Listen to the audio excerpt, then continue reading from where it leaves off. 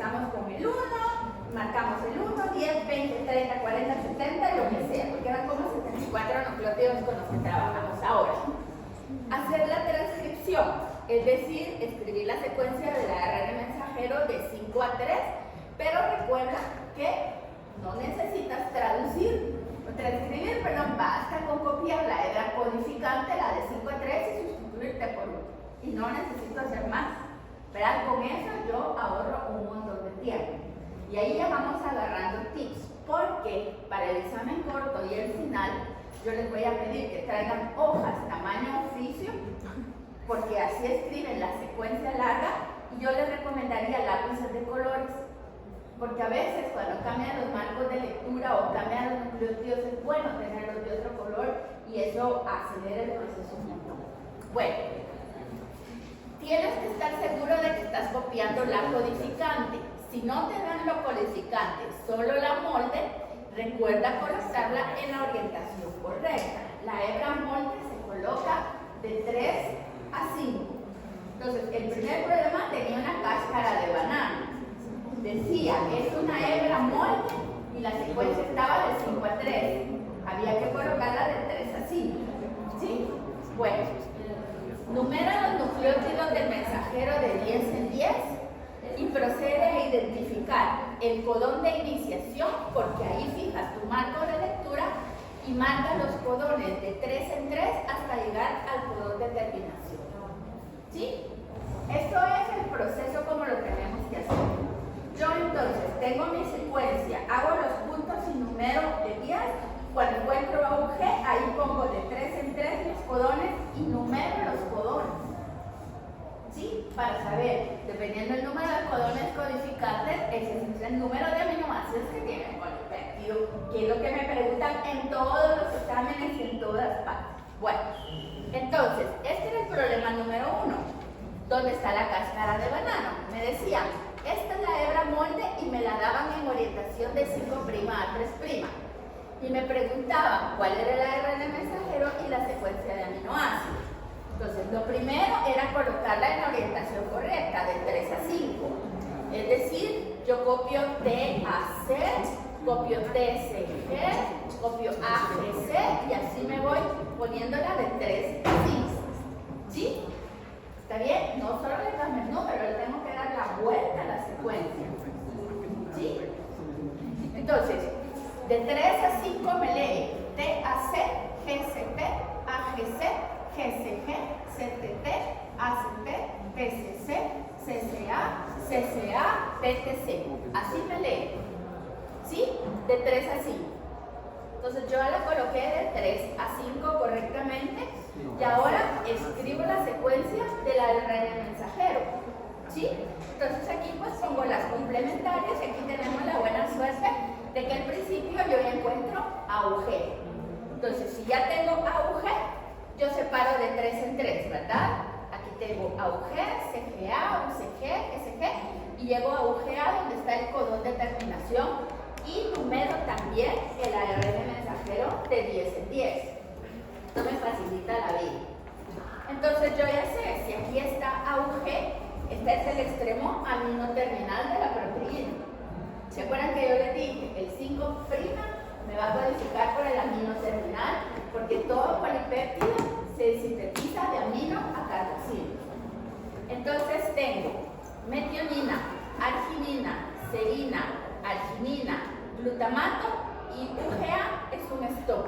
Entonces el polipéptido me lee de amino a carboxilo, metionina, arginina, serina, arginina y glutamato. Esa es la respuesta. ¿Sí? ¿Stop es un aminoácido? No es un aminoácido. Entonces el que me da el carboxilo terminal es el glutamato. ¿Está claro para todos? Sí. ¿Sí? ¿Lo contestaron bien? Sí. ¿Sí? Perfecto. Luego el problema número 2. Escribe todos los anticodones posibles para los 4 codones de la glicina, que están escritos de 5 a 3. En un examen es importante. Me tienen que identificar cuál es el 5 y cuál es el 3. Si me los ponen sin numeritos, a saber qué me están diciendo. Porque si escribiéramos en Árabe yo lo leería de derecha a izquierda. Si lo leyéramos en coreano, lo leería de arriba para abajo. Si lo estoy leyendo en español, es de izquierda a derecha. Entonces ustedes me tienen que poner dónde está el 5', ¿sí? Y entonces aquí están los 4 codones. Y me pregunta por los determinantes primarios de especificidad, que sabemos que son siempre las primeras 2 letras del codón. Esos son los determinantes de especificidad. ¿Se acuerdan? Con los 2 determinantes de especificidad yo puedo usar el mismo RNT, porque la tercera base puede bambolear y puedo traducirlo con el mismo RNT, sobre todo si al bambolear codificas por el mismo aminoácido, ¿verdad? Vale, entonces, aquí perdonen que no se mire muy claro, a mí a veces hasta me da de levantar esto un momentito, sí, así creo que vamos a ver mejor. Aquí tenemos GGU. Entonces, si tengo GGU, yo sé que si está en 5', GG, el anticodón está orientado de 3 a 5. G parea con C, G parea con C y U, ¿con quién va a parear? Ah, bueno, entonces buscamos U parea con A, U parea con G y U parea con I. Entonces tengo aquí los primeros 3 anticodones posibles. ¿Cuál de estos no bambolea? ¿Cuál de estos tiene los 3 enlaces tipo Watson y Crick? El que sigue la primera regla, ¿se acuerdan? Porque aquí G con C y U con A tienen pareo de Watson y Crick. Es decir, la primera regla son Watson y Crick todos. La regla número 2 y la regla número 3 son las que tienen bambolea. ¿Sí? ¿Está claro para todos? Aquí, digamos, resolvamos el de acá. GGA. G y G, o sea, G parea con C, G parea con C y A, ¿con quién parea? Busquemos. A nos sigue la primera regla, A parea con U y A parea con I. ¿Sí? Entonces, aquí la tengo yo, CCU y CCI. Errores comunes que he visto en los exámenes presenciales y en línea, que me ponen GGA, GGG, GGC, no, G parea con C. Entonces ustedes me ponen el codón de 5 a 3 y el anticodón lo tienen que orientar y lo tienen que poner de 3 a 5. Con que le pongan aquí un 5' y aquí le pongan un 3', estamos bien. ¿Sí? Porque ya sabemos que aquí están en antisenos, ¿verdad? Tengo el codón en C y tengo el anticodón en antisenos. ¿Sí? ¿Está claro para todos? Chicos, allá, ¿me comprenden? ¿Sí? Vale, perfecto. Sigamos. ¿Esto me lo tengo que aprender de memoria?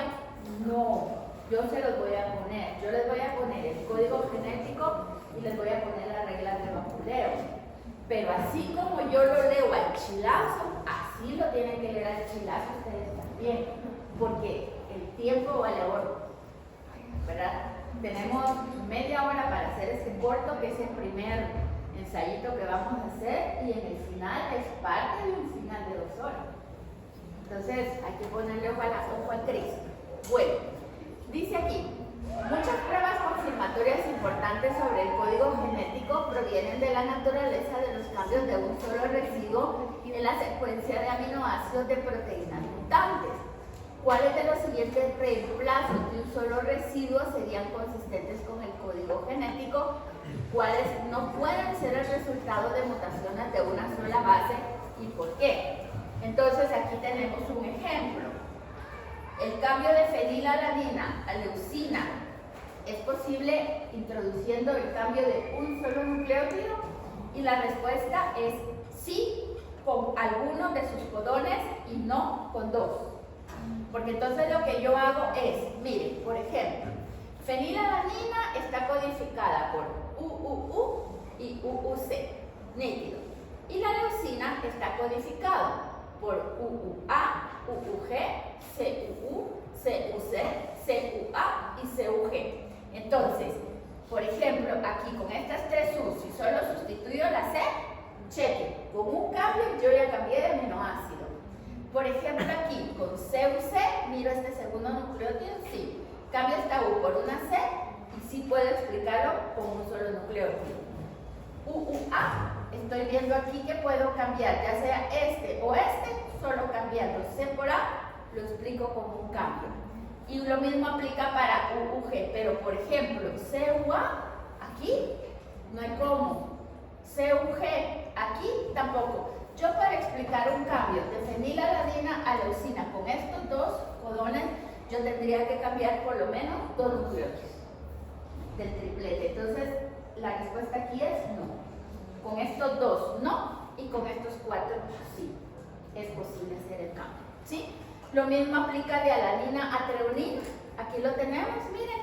Treonina está codificado por ACU, ACC, ACA, ACG. Y alanina por GCU, GCC, GCA y GCG. Si ustedes se fijan, cualquiera de ellos con un cambio me permite hacer un cambio de aminoácido. ¿Sí? Entonces, en el caso de lisina con alanina, no es el caso. Lisina es AAA y AAG y alanina es GCU, GCC, GCA y GCG. Ninguno. Si yo tengo un cambio de lisina por alanina, significa que cambié por lo menos 2 nucleótidos, por lo menos 2, que si no es codón completo. ¿Sí? Entonces, los determinantes, ya ven ustedes cómo usualmente son los primeros, y cuando alguno de los primeros cambia, usualmente cambia el aminoácido. ¿Sí? Pero ven ustedes que son las reglas, pero siempre hemos visto excepciones. ¿Estamos claros acá? Sí. ¿Sí? ¿Claritos, Gustavo? ¿Seguro? ¿Nietzsche?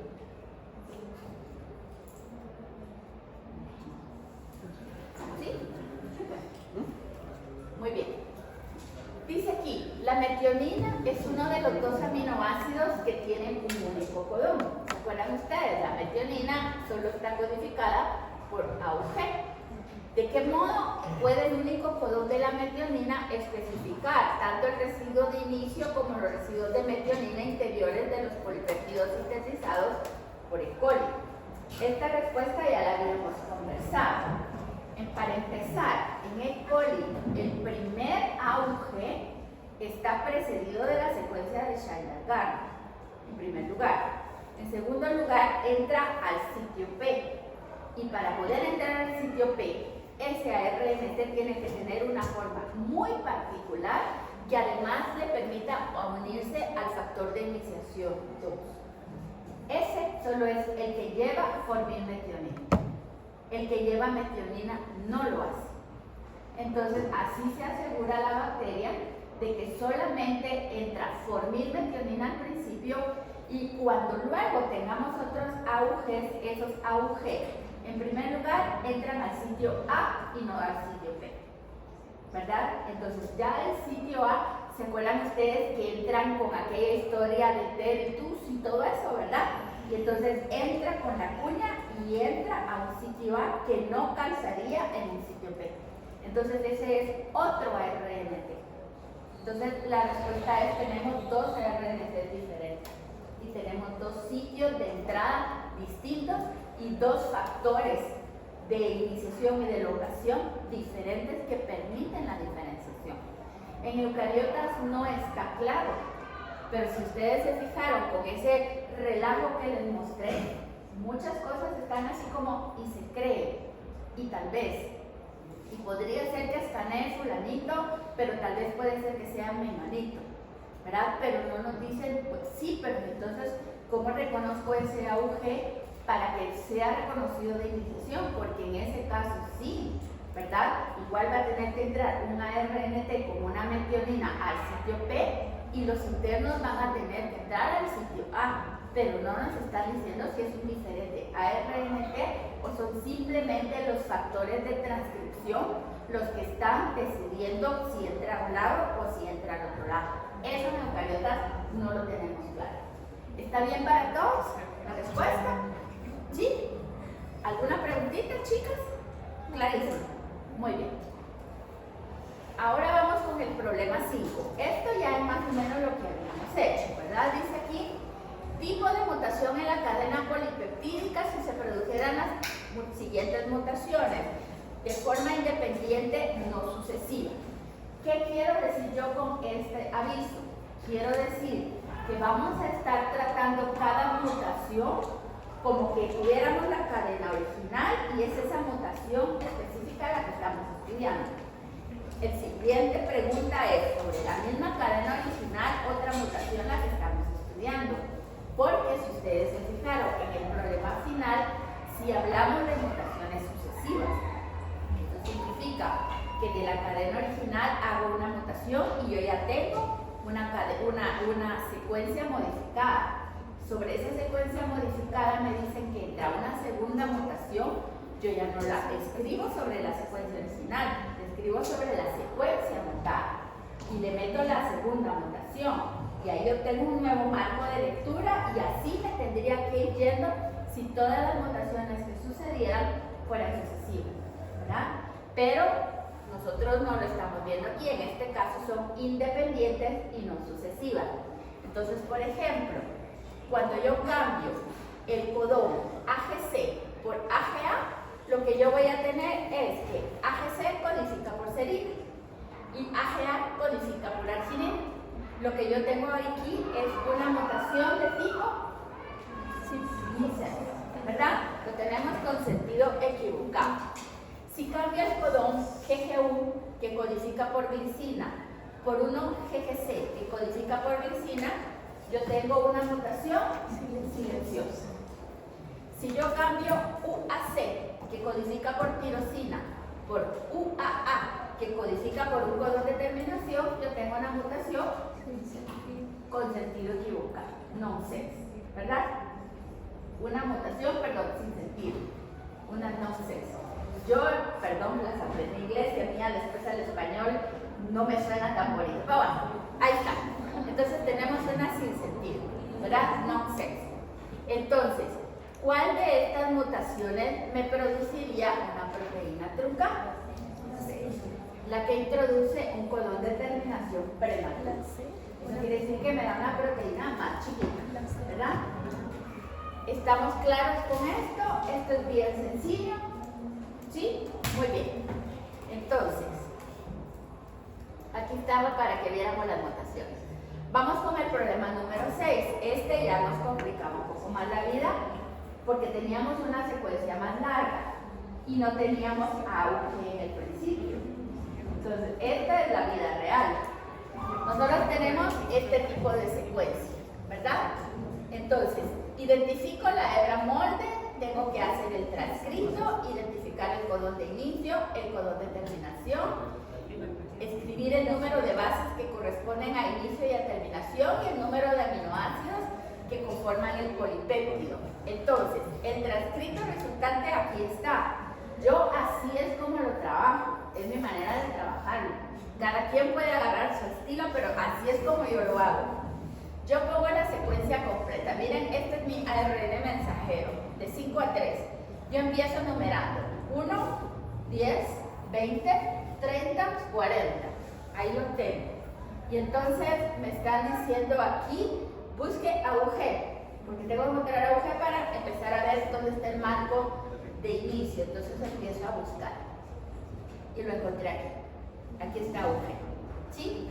Entonces ya con AUG, yo aquí empiezo marcando los tripletes. Aquí tengo 1, 2, 3, 4, 5, 6, 7, 8, 9. Y en el noveno ya encontré un codón de terminación.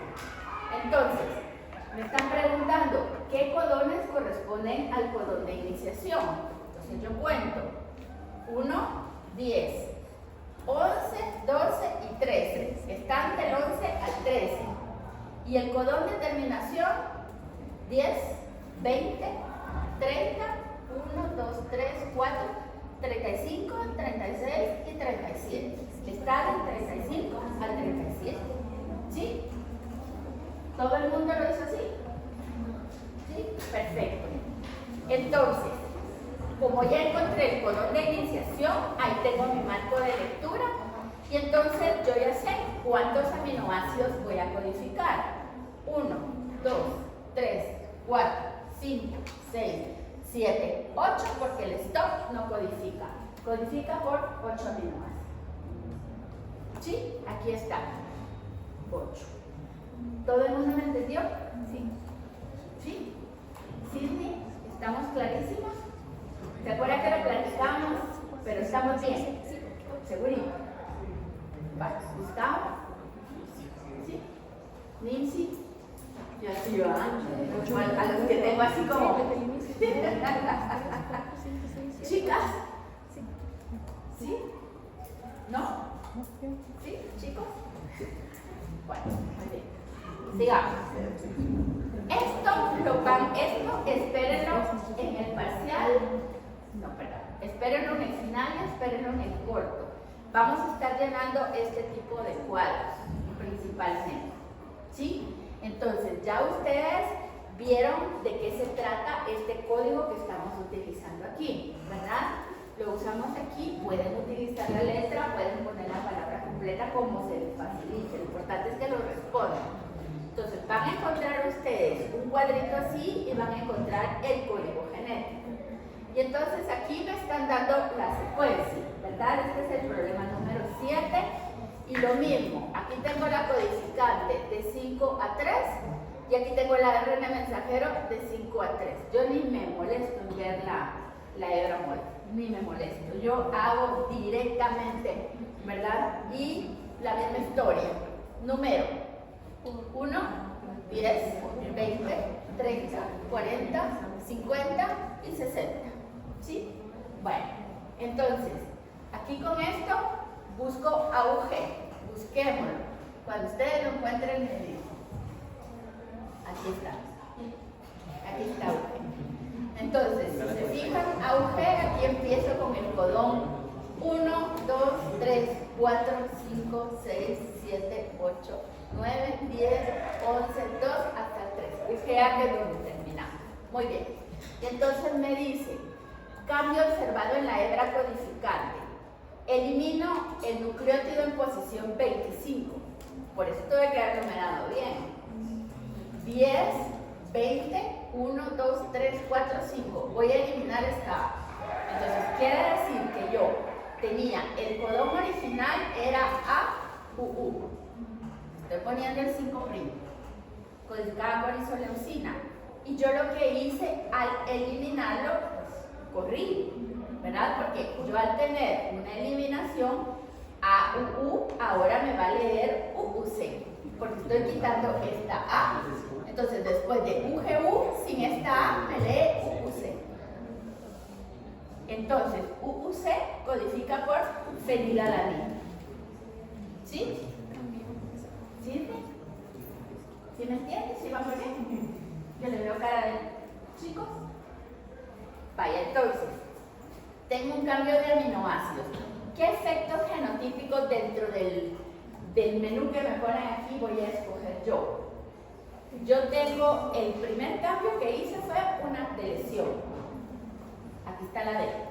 Si yo hago una deleción o hago una inserción, tengo un corrimiento de marco de lectura. Corrí el marco de lectura y además cambié un aminoácido por otro y eso es una licencia. ¿Sí? Estos son los 3 cambios genéticos que introduje. Cuando yo tengo un corrimiento de marco de lectura, automáticamente yo sé que tengo una proteína diferente. Diferente proteína. ¿Sí? Y así nos vamos con nosotros. El nucleótido de posición 21 cambia a A. Es una sustitución. 10, 20, 21. Aquí está. Entonces, leía CCC por prolina y ahora me va a leer CCA por prolina también. Genéticamente yo introduje una sustitución, pero no hay cambio. Esto es silencioso, por lo tanto, NC significa no hay cambio. ¿Sí? Tengo una sustitución porque es silenciosa además de todo. Aquí está silencioso y aquí está sustitución. Me faltó ponerle una S para que esté completa. Silencioso y sustitución. ¿Sí? Se inserta el nucleótido T en la posición 53. 10, 20, 30, 40, 50. 1, 2, 3. Voy a quitar la G del codón de terminación. Entonces, cuando yo tenía UGA, leía por un stop, pero ahora yo voy a poner una U en posición 53, es decir, ahora me va a leer UG, y UG codifica por leucina. Entonces, ¿qué voy a tener yo? Voy a tener una inserción, un corrimiento de marco de lectura y voy a tener una pérdida de codón de parada. Esto me va a dar principalmente una proteína alargada, pero es válido decir también que podría ser, además de alargada, una proteína diferente. Porque no sabemos hasta qué momento va a volver a encontrar otro codón de terminación. Podría traducir, digamos, 500 aminoácidos más, 200 más. Entonces es una proteína alargada que va a tener al principio la misma secuencia, pero alargada, si solo se alarga 3 aminoácidos, vaya, debe considerarse 500. Entonces es válido que pongamos las dos cosas en esta única ocasión. ¿Sí? Y por último, el nucleótido 38 cambia a G. 10, 20, 30, 1, 2, 3, 4, 5, 6, 7, 8. C es el que cambia. Entonces yo tenía que UCA codificaba por serina, ahora va a codificar por UGA. Entonces, ¿qué tengo? Una sustitución, tengo un nonsense y yo voy a tener una proteína truncada. ¿Sí? Y eso es lo que yo tengo que contestar en este tipo de tablas. Pero entonces, si se fijan, tenemos que estar claros. Ponemos cuál es el aminoácido original y por quién codifica. Ponemos el cambiado por quién codifica y separo el genotípico del fenotípico. Sí, me digan.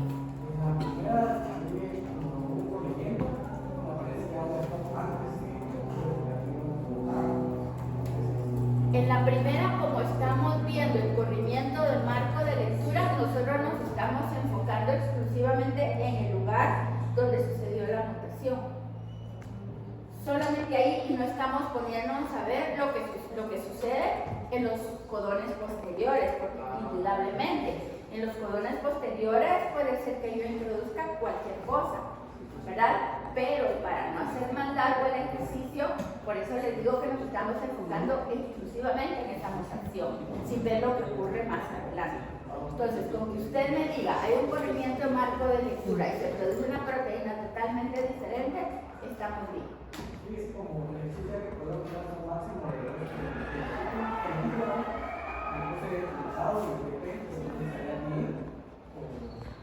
pero lo que pasa es que usted lo estaría reportando sobre el resto de la proteína. Yo le estoy preguntando en el lugar de la mutación. ¿Sí? Porque si nos ponemos a ver qué pasa en todos los demás nucleótidos, no creo que terminemos. ¿Verdad? Esa es la única razón. ¿Estamos claros acá? La última. Ajá. Puede ser una proteína truncada, se podría poner que también es una proteína diferente. Usted aquí lo que hizo fue una sustitución. Como sustituyó, no corrió el marco de lectura. Entonces es truncado. Es como la ApoB100 y la ApoB48, por ejemplo. Son proteínas similares, aunque una es la truncación de la otra, pero hasta donde llega la ApoB48 es idéntica a la ApoB100. Entonces no es una proteína totalmente diferente. ¿Sí? ¿Alguna otra preguntita? ¿No? Muy bien. Y luego aquí el 8, donde les decía, tenemos un fragmento con la siguiente secuencia. El codón de inicio, terminación y el polipéptido. Aquí los tenemos. Aquí encontramos a AUG muy fácilmente y lee por metionina, serina, glicina, tirosina, fenilalanina, leucina y valina. ¿Sí? Vale. Entonces me está diciendo, introduzco una C en posición 14. Acá. ¿Sí? ¿Qué efecto va a producir genotípico y fenotípico y en el marco de lectura? Entonces, codificaba por tirosina, ahorita pasa a ser UCA, es una serina, entonces yo tengo inserción, misens, corrimiento del marco de lectura y proteína diferente por corrimiento del marco de lectura. Eso ya lo entendimos todo. Pero ¿qué va a pasar? Me está diciendo, la siguiente mutación sí es secuencial. La siguiente no es puntual ni es independiente. Esta sí es secuencial. Entonces, yo lo que hago es que como aquí yo introduje una C, aquí la estoy metiendo, miren, y este es mi nuevo marco de lectura. Mi nuevo marco de lectura lee así. Si se fijan, me corrió todo el marco. Me leía GGU y UAU, y ahora me lee GGU y ahora me lee UCA. Y el siguiente codón va a ir cambiando consecutivamente. Entonces, ahora me lee metionina, serina, glicina, serina, fenilalanina, glicina, leucina y lisina. Yo aquí tengo una proteína totalmente diferente y así es mi nuevo marco de lectura con esto metido acá. Y me dicen, ahora, después de esa mutación, yo introduzco otra mutación. Y esa mutación se trata de que en la posición 20 yo elimino T. ¿Por qué no dice yo elimino U? Dice elimino T. Porque las mutaciones suceden en el ADN y no en el ARN. Por eso siempre me va a decir, yo aquí elimino una T. Entonces yo ya sé si elimino una T, pues es esta la que estoy quitando, ¿verdad? La de la posición 20, esta de acá. Pero estoy hablando no del marco original, sino del que ya está mutado. Tiene esta mutación y ahora yo voy a cambiar el 20 de mi nuevo marco de lectura. Y entonces a la hora de cambiar, yo tengo aquí, voy a eliminar esta T, es decir, voy a eliminar esta U. Y yo lo que tengo ahora es que en lugar de que me lea UUU, me lee UGU. Y ahorita corrí el marco de lectura hacia atrás, aquí tengo el codón de terminación. Y entonces ahora me lee metionina, serina, glicina, serina, fenilalanina, leucina y valina como la original. Entonces, ¿qué fue lo que hice yo con este marco de lectura? Al principio le puse una inserción y después hice una deleción y con eso restauré el marco de lectura. ¿Sí? Entonces, igual, la proteína sigue siendo diferente, pero no totalmente diferente. Es una proteína diferente en algunos aminoácidos, pero no en todos, ¿verdad? Entonces, aquí hubo una deleción y un missense, pero una restauración del marco de lectura al final de todo, ¿verdad? Que es esto de lo que habíamos platicado antes.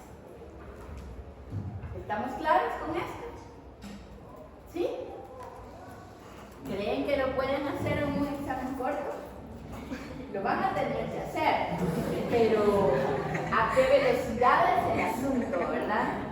Entonces ya saben, hoja de papel blanco, lo ponen ustedes así, tamaño oficio, y pueden escribir la secuencia con una cuestión, los codones con otra cuestión, las mutaciones con otro color.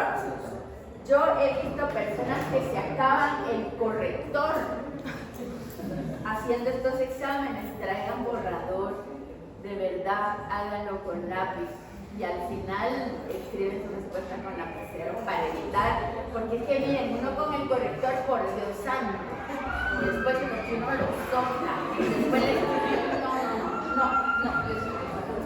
Entonces, eso sería la resolución. ¿Está claro para todos? ¿Seguritos?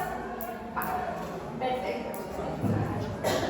Entonces, no hemos terminado con la clase. Ya ven ustedes que tenemos el tiempo hasta peleado ahora. Vamos a hablar de esta parte, de los principios de la regulación de la expresión génica. Por lo menos vamos a ver pinceladas. Ya vieron ustedes que les subí presentación, hoja de trabajo y demás.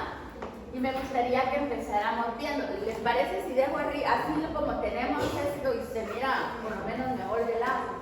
¿Sí? Bueno, entonces, en la regulación de la expresión genética es una parte fundamental en los seres vivos. Tenemos los procariotas. Los procariotas tienen pocos genes relativamente y nosotros tenemos bastante menos de los que hubiéramos deseado, ¿verdad? Y aún así somos organismos complejos que respondemos a diferentes situaciones externas e internas. y esto se logra mediante la expresión génica. Entonces, tenemos que entender que la concentración celular de una proteína determinada, sea hemoglobina, sea glucosa, sea fosfato, sea la carnitina sin transferasa, la que se les ocurra, va a estar determinada por un balance de al menos 7 procesos. Cada uno constituye un punto potencial de regulación de la expresión génica. Entonces, ¿cuáles son estos? Primero, la síntesis del transcrito primario del ARN. ¿Se acuerdan que dijimos que sobre todo la iniciación de la transcripción es la parte que está más regulada porque la célula es tacaña con sus ATPs y sus GTPs? Y entonces, ¿para qué va a seguir con todo el proceso de traducción si no se necesita? ¿Verdad? Y después la vamos a desgradar porque nos sirve, en fin, no. Entonces, esta es la parte que está más regulada, la síntesis del transcrito primario. Luego el procesamiento post-transcripcional del transcrito del ARN mensajero y el tiempo en que está vivo, en que está funcional. Es decir, la degradación del ARN mensajero va a determinar el tiempo en que el transcrito está viable para traducción. Tenemos la traducción, es otro de los procesos regulados, las modificaciones post-traduccionales de las que hablamos ayer con la chaperona, la chaperonina, y que hablamos también del retículo endoplámico del aparato de Golgi, que les pegan glúcidos por acá, les pegan grasas por acá, les pegan un grupo por acá, les meten un grupo prostético por acá y la chaperona las enrolla y al final está funcional. Esas partes son reguladas también. Luego la parte del direccionamiento de la proteína y transporte hacia su sitio final de la función. Y por último, la degradación de la proteína. Entonces, estos 7 puntos son los puntos clave para la regulación génica. Nos vamos a enfocar en el más importante, que es con la transcripción. ¿Sí? Entonces, para esto les pongo acá, no olvides revisar los términos básicos en tu glosario y en el capítulo 28 de Nelson y Cox. Les subí el glosario desde el lunes. Ese glosario yo me lo tendré que aprender de memoria. ¿Qué creen? Sí. Ese sí. Sí. No se extrañen en encontrar una serie de paréntesis o una serie, por ejemplo, donde vemos conceptos y tenemos que escoger la palabra, en fin, ¿verdad? Eso viene porque viene. Entonces, es un tip que yo les doy. Entonces, como yo les había dicho, lo más importante, el inicio de la transcripción. Entonces, la ARN polimerasa se va a unir al ADN en los promotores, como ya todos sabemos. En este punto, la regulación del inicio de la transcripción va a involucrar cambios en cómo la polimerasa va a interaccionar con un determinado promotor. Entonces, la secuencia de nucleótido de los promotores varían considerablemente de uno al otro. Entonces, nosotros, los científicos, no yo, ¿verdad?, han hecho esto que les he contado, que es como alineación de un montón de secuencias de promotores. Y de esa alineación han escogido como el promedio y a eso le han llamado la secuencia consenso, ¿verdad? Y es la secuencia consenso que nos sirve de referencia para decir, mientras la secuencia de un promotor más se asemeja a la secuencia consenso, la ARN polimerasa es más así y ese gen se transcribe más frecuentemente. Mientras más se aleje de esa secuencia consenso, la polimerasa es menos afín y ese gen se transcribirá raramente. ¿Sí? ¿Estamos bien? Entonces, la secuencia de los promotores es básica. Y no solo son el AAATT, como habíamos visto, ¿se acuerdan también que habían espaciadores? Entonces, los espaciadores juegan un papel importante porque hacen el nicho donde se va a pegar la polimerasa y los factores de transcripción. Entonces, estamos hablando en general de los promotores, ¿verdad? Entonces, ¿qué más? Si hay mutaciones que introducen cambios en la secuencia del promotor que la van a diferenciar de la secuencia consenso, usualmente esto va a producir una disminución en la función del promotor bacteriano. Pero ¿qué tal la asemeja? Una mutación la asemeja más al promotor, más a la secuencia consenso, entonces el promotor saldrá beneficiado. pero casi nunca sucede que salga beneficiado. Casi siempre vamos a tener una disminución en la función del promotor. Y las mutaciones que produzcan que se asemeje, como les decía, pues puede aumentar. Aquí ya lo habíamos visto, solo para que lo recordemos, ¿verdad? Aquí tenemos el promotor para la polimerasa procariota, donde tenemos la región -10, la región -35 y las que poseen el elemento UP, y podemos ver cómo cada una de estas va variando. Vamos poniendo la atención a la del operón lacto, porque de esto vamos a hablar. Entonces, en general, ya habíamos dicho que la región promotora puede extenderse desde -70 hasta +30. ¿Sí? Muy bien. Entonces, los genes que se expresan constitutivamente van a tener una interacción ARN polimerasa promotor muy buena, y esa afinidad va a influir en la tasa de inhibición de la transcripción. ¿Qué quiero decir yo con esto? Que un gen constitutivo se va a expresar todo el tiempo más o menos en la misma proporción, por eso es constitutivo. No va a estar afectado ni por activadores ni por represores, sino que se expresa siempre, pero no todos nuestros genes constitutivos se expresan en la misma proporción, ¿verdad? Entonces pueden haber constitutivos con secuencias promotores más hostiles, digamos, a la ARN polimerasa, y otros más afines a la ARN polimerasa, y eso va a marcar su tasa de eficiencia, digamos, en la transcripción. Pero de que siempre van a estar, siempre van a estar. Que si ponemos la celulita con glucosa, ¿va a cambiar la expresión de esa proteína? No, porque es constitutiva. Que si la vamos a poner en alarinosa, ¿va a cambiar? No, porque es constitutiva. Pero si tenemos una regulada, eso es otra cosa. Esos son los no constitutivos. Los no constitutivos tienen una tasa basal de transcripción, es decir, el mínimo que va a estar sucediendo, ¿verdad? Pero esta tasa basal va a depender de la secuencia del promotor, y también esta expresión va a estar regulado por proteínas moduladoras o reguladoras, es decir, que van a ser proteínas que pueden actuar potenciando o interfiriendo la interacción entre la polimerasa y su promotor. ¿Sí? ¿Ya es la hora? No. Puedo terminar con la diapositiva. Es que yo cuando yo veo la cara de Pablo de ustedes, digo yo, tal vez ya son las 50. Bueno, entonces, en el caso de los eucariotas, la velocidad de transcripción a nivel basal está influenciada por factores generales de transcripción. ¿Se acuerdan del montón que hablamos de la ARN polimerasa?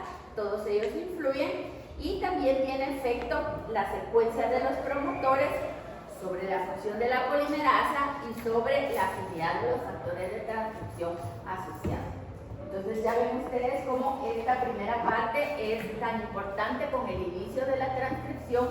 Y entonces los factores de especificidad son los factores de transcripción. Es decir, Leninger nos hizo el gran favor de que hasta este momento antes les había llamado solamente factores de transcripción.